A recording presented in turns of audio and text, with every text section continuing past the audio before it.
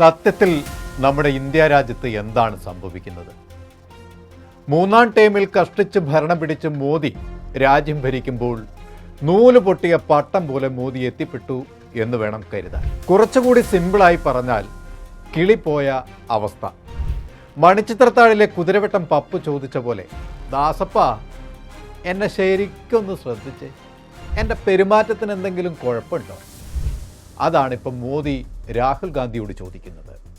അധികാരത്തിൻ്റെ സപ്രപഞ്ചക്കട്ടിലിൽ സുഖസുഷുപ്തിയിൽ സ്വപ്നം കണ്ട് ഉണർന്ന മോദിക്ക് ട്രംപിൻ്റെ ആലിംഗനം കൂടി കിട്ടിയപ്പോൾ രാജ്യത്തെ മറന്നു.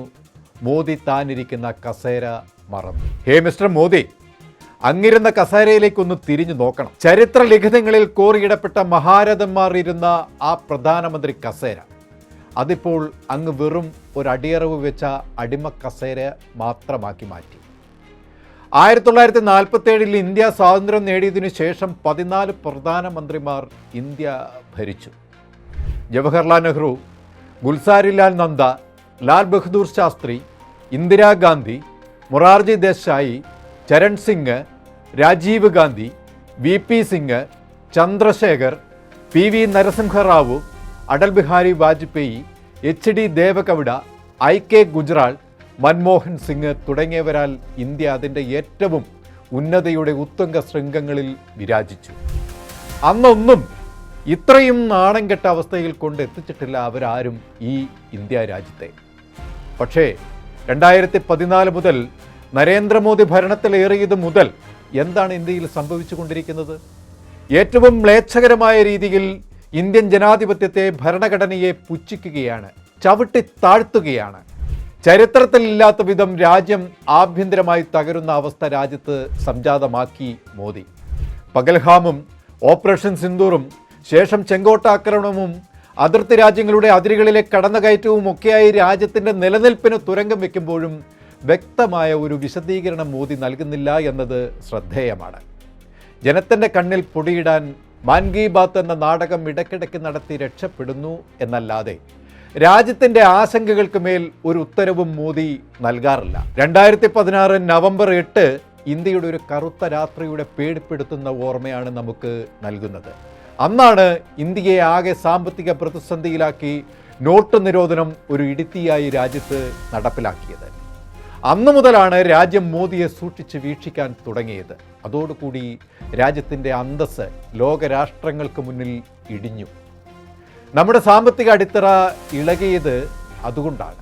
പിന്നീട് അങ്ങോട്ട് മോദി ദീർഘവീക്ഷണമില്ലാതെ നടപ്പിലാക്കിയ വിവിധ തീരുമാനങ്ങൾ ഇന്ത്യക്കകത്തും പുറത്തും വെല്ലുവിളികൾ ഉയർത്തിക്കൊണ്ടിരിക്കുകയാണ്.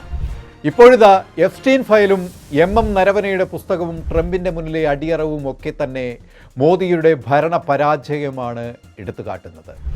ട്രംപ് അധികാരത്തിൽ കയറിയത് മുതൽ മോദിയും ട്രംപും ബെഡാ ദോസ്തുക്കളെന്ന് ഹുങ്കാരം മുഴക്കിക്കൊണ്ട് കെട്ടിപ്പിടിച്ച് വീമ്പ് കാണിച്ചെടുത്ത് നിന്നുമാണ് ട്രംപ് മോദിയുടെ ഉച്ചിക്ക് തന്നെ പ്രഹരിച്ചത്. തീരുവായുദ്ധം ഇന്ത്യക്ക് മേൽ ചൊലുത്തി ഇന്ത്യയെ പ്രതിരോധത്തിലെത്തിക്കുകയായിരുന്നു ട്രംപ്.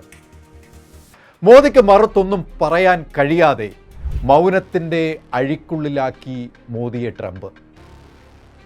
അതിന് പിന്നാലെ ട്രംപ് ഇന്ത്യയുടെ രാജ്യകാര്യങ്ങൾ തൻ്റെ ട്വിറ്ററിലൂടെ ലോകത്തെ അറിയിക്കുകയാണ്. എന്താണത്? ഇന്ത്യ റഷ്യയിൽ നിന്നും ഇനി എണ്ണ വാങ്ങില്ല, പകരം വെനസ്വേലയിൽ നിന്നും എണ്ണ വാങ്ങുമെന്നാണ് ട്രംപ് ട്വീറ്റ് ചെയ്തത്. അപ്പോഴും നമ്മുടെ പ്രധാനമന്ത്രിയുടെ മൗനം രാജ്യം കണ്ടു. ഇന്ത്യയുടെ പ്രധാനമന്ത്രിയിൽ നിന്നും രാജ്യം അറിയേണ്ട കാര്യങ്ങൾ അമേരിക്കൻ പ്രസിഡന്റിലൂടെ രാജ്യം അറിയുന്നു എന്നത് ഏറ്റവും ജുഗുൽസാപകമായ അവസ്ഥയാണ് രാജ്യത്ത് സംജാതമാക്കുന്നത്. കാലങ്ങളായി ഏത് കാര്യത്തിനും റഷ്യ ഇന്ത്യയുടെ നല്ല സുഹൃത്തായിരുന്നു. റഷ്യയുമായി നല്ല ബന്ധത്തിൽ അല്ലാത്ത അമേരിക്കയ്ക്ക് ഇന്ത്യയെ റഷ്യയിൽ നിന്നും അകറ്റേണ്ടത് കൃത്യമായ ലക്ഷ്യത്തോടെ പ്രാവർത്തികമാക്കുകയായിരുന്നു ട്രംപ്. ഇന്ത്യയെ സമ്മർദ്ദത്തിലാക്കുകയും ചെയ്തു. 50% അമേരിക്ക ഇന്ത്യക്ക് മേൽ ഏർപ്പെടുത്തിയ താരിഫ് പിന്നീട് 18% കുറച്ചു. കേൾക്കുമ്പോൾ ആഹാ കൊള്ളാം.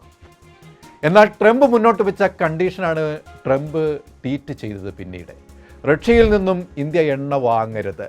റഷ്യ ഉക്രൈൻ യുദ്ധം തുടങ്ങിയത് മുതൽ ഇന്ത്യ റഷ്യയിൽ നിന്ന് കുറഞ്ഞ താരിഫിൽ എണ്ണ വാങ്ങുന്നുണ്ട്. ഇത് അമേരിക്കയെ ചൊടിപ്പിച്ചു. ഉക്രൈൻ യുദ്ധത്തിന്റെ പശ്ചാത്തലത്തിൽ റഷ്യയുടെ സാമ്പത്തിക സ്രോതസ്സുകൾ തടയാൻ ഇന്ത്യയെപ്പോലുള്ള ഒരു വലിയ ഉപഭോക്താവിന് റഷ്യയിൽ നിന്നും മാറ്റുക വഴി ട്രംപ് ഉദ്ദേശം വയ്ക്കുന്നത് ഒരു വെടിക്ക് രണ്ട് പക്ഷി എന്നുള്ളതാണ്. ചുരുക്കത്തിൽ അമേരിക്കൻ എണ്ണ കമ്പനികൾക്ക് ലാഭമുണ്ടാക്കാൻ ഇന്ത്യയെ കരുവാക്കുമ്പോൾ ട്രംപ് ഉദ്ദേശം വയ്ക്കുന്നത് നമ്മൾ മുകളിൽ പറഞ്ഞ കാര്യം തന്നെയാണ്, ഇന്ത്യയെ റഷ്യയിൽ നിന്നും അകറ്റുക എന്നത്. അതുമാത്രമല്ല, ഇന്ത്യയെപ്പോലെ ലോകത്തിലെ മൂന്നാമത്തെ വലിയ എണ്ണ വാങ്ങുന്ന രാജ്യമായ ഇന്ത്യ റഷ്യൻ വിപണിയിൽ നിന്നും പിന്മാറുന്നത് അമേരിക്കയ്ക്ക് ഗുണകരമാണ്. റഷ്യയുടെ യുദ്ധ സ്രോതസ്സുകൾ ഇല്ലാതാക്കുകയും ഇന്ത്യയെ അമേരിക്കൻ ഊർജ്ജ വിപണിയുടെ ഉപഭോക്താവാക്കി മാറ്റുകയും ചെയ്യാം. ഇതിനെയാണ് ലാംബ്രോവ് അമേരിക്കയുടെ ഇന്ത്യക്ക് മേലുള്ള പ്രഷർ എന്ന് വിളിക്കുന്നത്. രാജ്യങ്ങൾക്കിടയിലെ വ്യാപാര ബന്ധങ്ങളിൽ അമേരിക്ക കൃത്യമായ തടസ്സങ്ങൾ സൃഷ്ടിക്കുന്നു എന്നാണ് റഷ്യയുടെ പക്ഷം. റഷ്യയിൽ നിന്നും കുറഞ്ഞ നിരക്കിൽ എണ്ണ ലഭിക്കുന്നത് രാജ്യത്തെ പണപ്പെരുപ്പ് നിയന്ത്രിക്കാനും സാമ്പത്തിക വളർച്ച നിലനിർത്താനും സഹായകമാണ്. എന്നാൽ അമേരിക്കൻ സമ്മർദ്ദത്തിന് വഴങ്ങിയാൽ ഈ സാമ്പത്തിക ലാഭം ഇന്ത്യക്ക് നഷ്ടമാകും. കേവലം ഒരു എണ്ണക്കച്ചവടത്തിനപ്പുറം ആഗോള രാഷ്ട്രീയത്തിലെ സ്വാധീന ശക്തിയാകാനുള്ള അമേരിക്കയുടെ നീക്കമായി ഇതിനെ കാണണം. അത് ഇന്ത്യക്ക് മേലുള്ള ഒരു പിടിമുറുക്കൽ കൂടിയാണ്. റഷ്യൻ വിദേശകാര്യമന്ത്രി സെർജി ലാവ്റോവ് കഴിഞ്ഞ ദിവസം പറഞ്ഞത് ട്രംപ് ഇന്ത്യയെ ഭീഷണിപ്പെടുത്തുകയാണ് എന്നാണ്. അപ്പോഴും മോദി മൗനം അവലംബിക്കുന്നതിൻ്റെ പിന്നിലടങ്ങിയ രഹസ്യം എന്താണ് എന്നാണ് പ്രതിപക്ഷ പാർട്ടികൾ അന്വേഷിക്കുന്നത്. യഥാർത്ഥത്തിൽ നമ്മുടെ കർഷകരുടെയും വ്യാപാരികളുടെയും യുവാക്കൾ അടങ്ങുന്ന പൊതുസമൂഹത്തെയും ഏറെ ഇത് ബാധിക്കുന്നതാണ്. ഇത് രാജ്യത്തെ ദുരിതക്കയത്തിലേക്ക് നയിക്കൂ എന്നിരിക്കെയാണ് മോദി ഇതിനെതിരെ ഒരക്ഷരം ഉരിയാടാതെ ഇരിക്കുന്നത്.